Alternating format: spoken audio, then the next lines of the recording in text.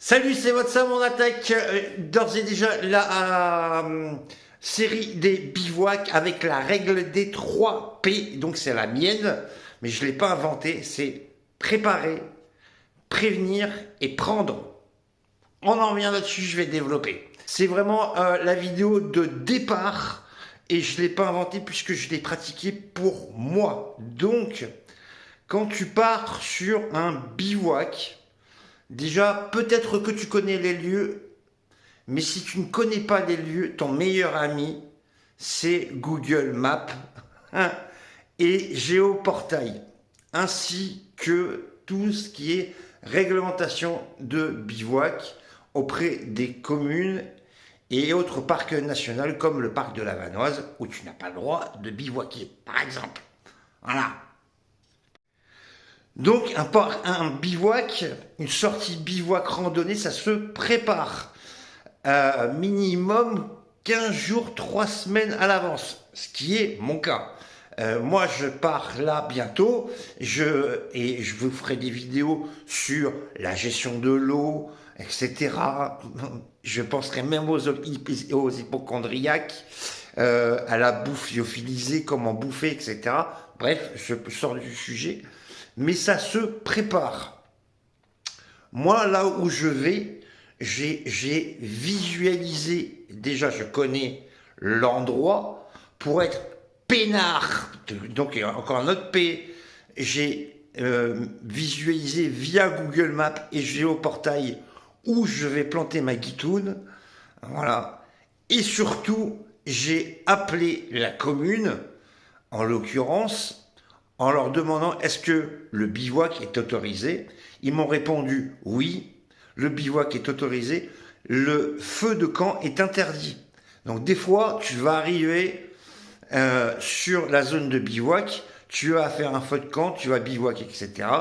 Et tu vas avoir des jolis gyrophares bleus qui vont arriver et qui vont dire « Monsieur, je suis désolé, mais là, ça va pas être possible, c'est une soirée privée. » Voire même les gardes champêtres qui vont te mettre un joli beau PV qui, à mon sens, est aux alentours de 250 balles si tu bivouacs dans les parcs nationaux, type parc de la Vanoise, etc., etc., etc. Enfin, bon, bref, j'ai pas trop les chiffres en tête, mais c'est pas le but non plus de choper un PV.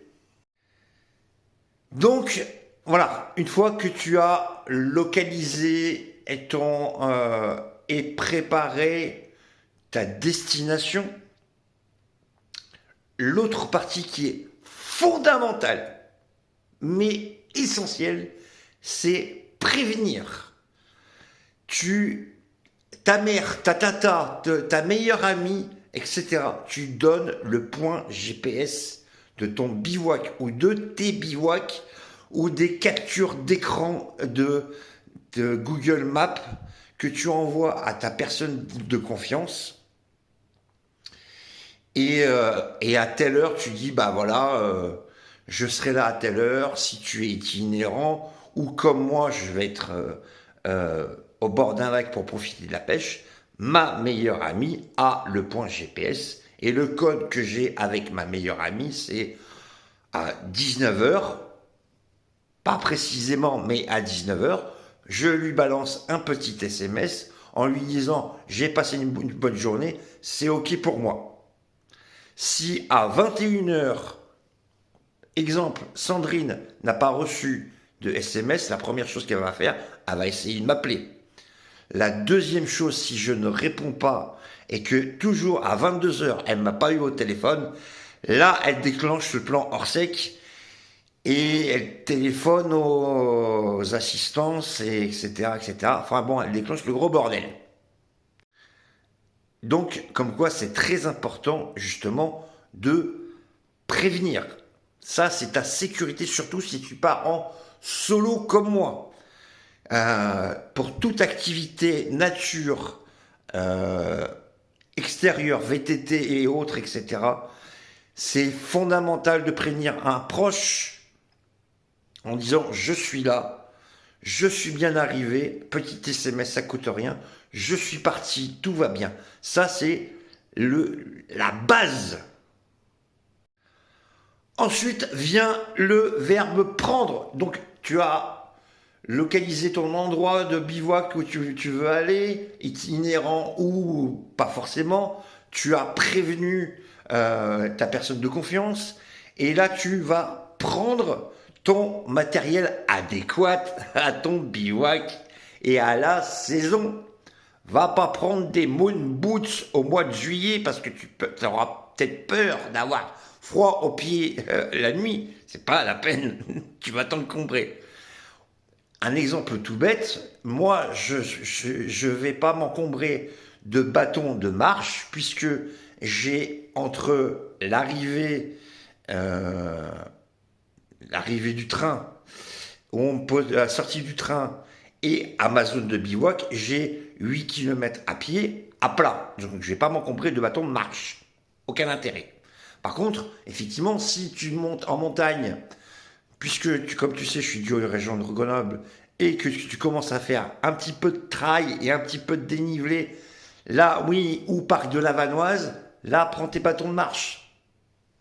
Si tu es en Bretagne, désolé les Bretons, mais vous avez la réputation d'avoir beaucoup de pluie, ça vaut peut-être le coup de prendre un kawaii. À défaut de prendre une doudoune, tu vois. Par contre, si tu viens chez moi et qu'on monte à l'Alpe d'Huez, prends-moi une putain de doudoune parce que la nuit il fait 0 degré. Tu vois, il faut s'adapter et prendre le matériel adéquat par rapport à ton bivouac. Chaque bivouac est différent, chaque sac à dos est différent. Et bien entendu, la moralité de cette histoire-là, c'est que faut partir léger. Plus ton sac à dos est léger, donc la moyenne, on va dire, pour la saison de février à juin, sur des bivouacs où on a la nuit 0 à 5 degrés, on est sur un sac à dos qui est entre 8 à peu près 8 kilos. Voilà, c'est la moyenne générale. Donc tu prends ce que tu as réellement besoin. Bien entendu, pour l'hygiène, on sait tous que pendant le bivouac, ça sera une toilette de chat. Donc un bout de savon, un petit gant toilette, une serviette microfibre, ta brosse à dents, dans un petit sac Ziploc que tu mettras là dans ton... Voilà, tu fais ta petite toilette de chat parce que à moins que tu es super courageux et un vrai viking et que tu plonges dans la rivière qui a moins de degrés et là, je te paye le restaurant parce que franchement, elle meule. Elle meule. Après, l'autre technique aussi, c'est que j'ai pris aussi en option, c'est les fameuses lingettes pour bébé corporelles où tu peux te nettoyer les mains et le visage, etc., etc., etc. Mais effectivement, la toilette en bivouac, c'est un peu compliqué. Mais on en reparlera. Prendre ce qu'il faut pour boire, c'est très important. Je reviendrai sur une autre vidéo sur la gestion de la flotte.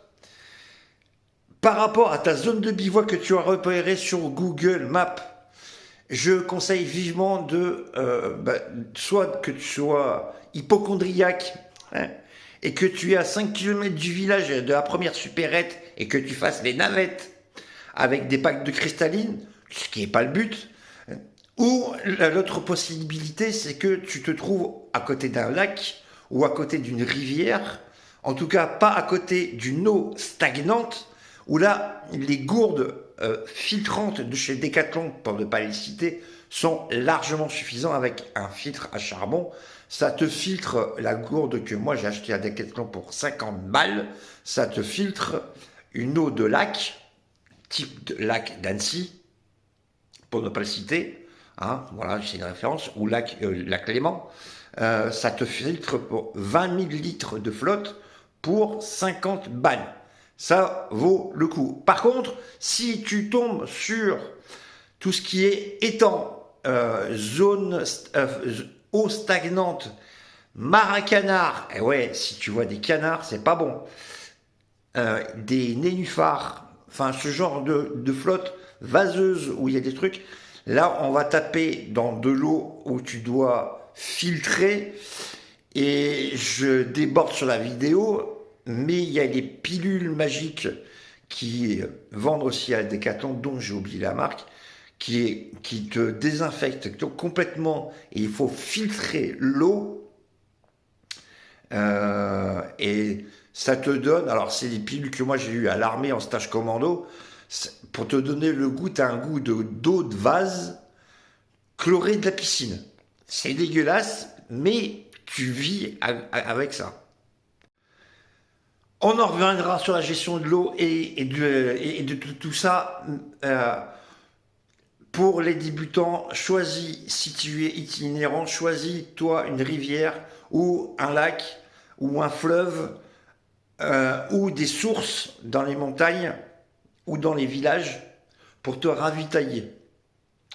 La fameuse gourde, c'est top. Voilà. Après, si on commence à filtrer, je vous expliquerai dans d'autres vidéos comment on filtre de l'eau stagnante et pas pure. Le coup du filtre à café plus la pilule magique. Bref, on en reviendra. Donc, fin de la vidéo. C'est très important de savoir ces 3 règles-là. Préparer ton bivouac avec ta bouffe. Faire ta commande si tu as besoin de matériel lyophilisé, etc. Tu peux très bien te contenter aussi à moindre coût, de soupe chinoise. Ça marche très bien chez Lidl, de pâtes. Mais tu vas consommer plus de flotte. Donc après, à toi de voir. Donc, en conclusion, c'est très important de préparer. Tu visualises tes lieux de bivouac, ton lieu de bivouac, et dans quelle région tu vas te retrouver, et dans quelle météo tu es. Voilà, tu visualises dans ta tête. La deuxième chose qui est le plus important dans cette vidéo, c'est prévenir. Quoi qu'il arrive, quoi qu'il se passe, tu balances tes GPS, tes cartes par mail à ta maman, à ta tata, à n'importe qui. Et le petit coup de SMS au soir, histoire, j'ai passé une bonne journée, c'est ok. Ça, c'est mon truc, mais c'est un petit truc en plus, voilà. Et ensuite, préparer en conséquence ton bivouac et ton matériel. Va pas prendre tout et n'importe quoi, voilà. C'était WhatsApp, je vous remercie de me suivre. On continue dans les vidéos bivouac, je vais vous faire découvrir plein de choses par rapport à ça. Mais c'était la première vidéo, pour moi, la plus importante à vous faire. Et elle est valable pour les débutants comme pour les confirmés, celle-ci. Je vous fais des gros bisous, tu likes la vidéo, n'oublie pas de t'abonner, de te suivre dans mes dingueries et dans mes aventures. Merci encore de me suivre, mais n'oublie pas, cette règle, elle est valable pour les débutants et pour les confirmés.